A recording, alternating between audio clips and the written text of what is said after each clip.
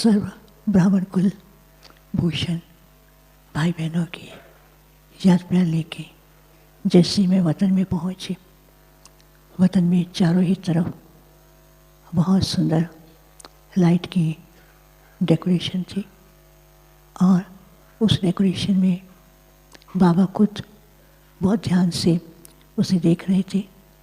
कुछ सेकंड के बाद बाबा और गुलजार दादी दोनों सामने दिखाई दिए और बाबा गुलजार दादी का बहुत सुंदर श्रृंगार कर रहे थे। मुकुट था, गले में अनेक प्रकार की मालाएं और पूरी बॉडी का बहुत सुंदर श्रृंगार बाबा खुद कर रहे थे। तो दादी कहती है, बाबा आप ये क्यों कर रहे हैं? बाबा ने कहा, बच्चे मालूम है कि बाप ने इस रथ को लिया है और बाप का काम है इस रथ का श्रृंगार करना, सजाना। और दादी तो ऐसे न्यारी और प्यारी खड़ी थी। बाबा ने कहा, बच्ची देखा न कभी सोचा था कि कैसे बाप इस रथ के द्वारा अनेक बच्चों को वरदानों से भरपूर करेंगे। तो दादी तो बस बहुत ही न्यारी दिखाई दे रही थी। कुछ सेकंड में क्या देखती हूँ कि बाबा हैं, बाप दादा और चारों ही तरफ बच्चे ही बच्चे हैं और सभी बच्चों के पास लाइट की किरणों से एक एक के पास वरदान पहुंच रहे थे। तो बाबा आज दादी को दिखा रहे थे कि देखो बच्ची ये क्या हो रहा है। तो दादी मुस्कुराते हुए कहती है, बाबा आज तो एक एक को वरदान मिल रहे हैं। बाबा ने कहा, बच्ची जानती हो कि बाप ने इस रथ के द्वारा कितने बच्चों को भाग्य बनाया। इस अब की जो रचना है ये इस रथ के द्वारा ही रची गई है और इस रथ के द्वारा बच्चों को कितने वरदान प्राप्त हुए हैं। तो सारे बच्चे दादी को देख करके खूब खुशी में नाचने लगते हैं और दादी दादी कह करके खूब खुशियों में झूम रहे हैं और दादी को थैंक्स दे रहे हैं। और बाबा क्या हुआ, पीछे से छिप गए और केवल दादी हमेशा एक हाथ से इशारा कर रही है कि बाबा को देखो, बाबा को देखो। लेकिन जिन्होंने सामने तो बाप दादा को इस रथ के द्वारा देखा तो उसी स्वरूप में टिके हुए थे। तो बाबा ने कहा, ये बाप का कार्य बाप ही करा रहे हैं। फिर बाबा सामने आए और दादी और बाबा बीच में और चारों ही तरफ बच्चे हैं, जैसे बहुत सुंदर एक महफिल हो। और सभी बाबा और दादी को बहुत बहुत थैंक्स भी दे रहे थे। कहते हैं कि बाबा ने इस रथ द्वारा हमको नया जन्म दिया और हमारे को वरदान दिए। तो बाबा ने कहा, इस बच्चे का ड्रामा के अंदर ऐसा विशेष पार्ट रहा है जो बाप को भी इस रथ के द्वारा वो विशेष पार्ट बजाने का जो कार्य रहा हुआ था वो बाप ने इस रथ द्वारा किया है। और अभी भी बच्चे वतन में बाप के साथ हैं और बाप इस बच्ची को सारे विश्व के अंदर चक्कर भी लगवाते हैं और जहाँ जहाँ बच्चों की ज़रूरत है और जहाँ जहाँ बच्चों को जागृत करना है या नई प्रेरणा देनी है वो इस रथ के द्वारा बाप अपना कार्य डबल रूप में करते हैं।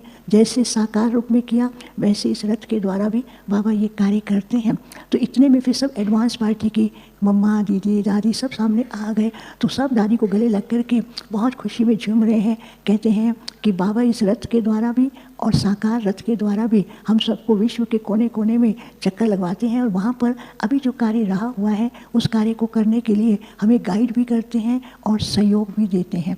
तो इतने में क्या देखती हूँ कि सामने चंद्रमणि दादी हैं और चंद्रमणि दादी खड़ी हैं, उनके सामने एक शेर दिखाई दे रहा था। तो दादी उस शेर के ऊपर बैठी हुई दिखाई दिया। तो बाबा ने कहा कि शेर को देख करके कभी बच्चे डरते हैं, लेकिन ये बच्ची बाप के बनने के साथ जो निडर होकर के पाठ बजाया और निडर होकर के अनेक कुमारियों के अंदर शक्ति भरी और बाबा के कार्य को कई स्थानों पर निर्विघ्न बनाने में बच्ची का जो विशेष एक ऐसा स्वरूप सबके सामने था कि बच्ची ने बाप की प्रत्यक्षता के लिए ऐसा गुप्त रीति से कार्य किया। और अभी भी बच्ची कई स्थानों पर गुप्त रीति से बच्चों के अंदर शक्ति भरती हैं और कई बच्चे कभी कभी ढीले हो जाते हैं, उनके अंदर वो स्वरूप दिखाती हैं। बाप को भी इस बच्चे पर शुरू से लेकर के बहुत नाज रहा है कि ऐसे बच्चे जो बाप के फाउंडेशन के कार्य में खुद भी मजबूत होकर के यज्ञ के अनेक कार्यों को मजबूती से उसको करते रहे। तो बाबा का हर रतन जो है फाउंडेशन वाले वो विशेष रतन है। तो चंद्रमणि दादी तो खूब हंसती हैं क्योंकि बहुत लाइट। बाबा ने कहा जितनी पावरफुल उतनी लाइट उतनी रमणीक। तो फिर गुलजार दादी के लिए बाबा कहा कि बच्ची ने तो सदा एकदम शांत स्वरूप, सदा हाँ जी का पाठ, कभी भी कोई भी प्रकार का कोई क्वेश्चन क्यों क्या नहीं किया, एकदम सरल। तो बाप ने ऐसा विशेष रतन को लेकर के रथ बना करके अनेक बच्चों का भाग्य बनाया है। तो दादी जो ऐसे बस बाबा के पास, तो दोनों दादियाँ बाबा के गले लगी और बाबा ने वरदानी हाथ दोनों के सिर पर रखते हुए कहा कि यज्ञ के फाउंडेशन में अन्य दादियों के साथ ये भी विशेष रतन, और अभी तो गुलजार बेटी बाबा के साथ कई गुप्त कार्य कर रही है। फिर बाबा ने दादी को कहा कुछ कहना है, कहती बस सब जल्दी जल्दी अव्यक्त स्थिति का अनुभव करके अव्यक्त वतन की सैर करते रहे, और इस साकार वतन में कुछ भी हो जाए, कोई भी बात हो, ना तो बाप का साथ छोड़ना है, ना कभी भी खुशी को ख़त्म करना है, हर समय खुशियों में झूमते रहें और अव्यक्त वतन में सैर करते रहें। फिर बाबा ने भोग स्वीकार कराया, और जैसे भोग स्वीकार कराया तो बाबा ने जैसे सब बच्चों के सामने ऐसे अपने हाथ से किया, तो बच्चे उछल उछल कर कूद करके ऐसे जंप कर रहे थे जैसे उनके हाथ में कोई वरदान पहुँचे। भोग के साथ साथ हर एक के पास एक एक वरदान पहुँच रहा था, और वरदान में लिखा था अव्यक्त फरिश्ता भव, ऐसा लिखा था। फिर सबको याद दिया। ओम शांति।